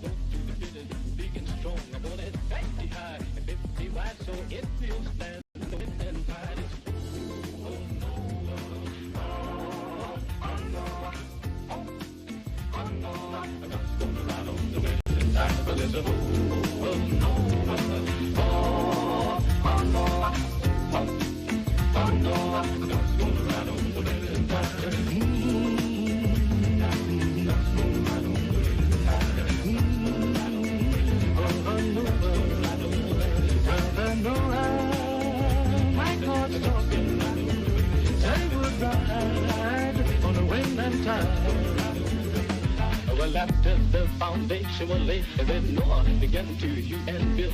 The ringing of the hammer, that judgment, the hewing of the salt, that sin repent. 100 years he hammered and salt, building the ark by the grace of God. When the ark was done, God's voice was heard.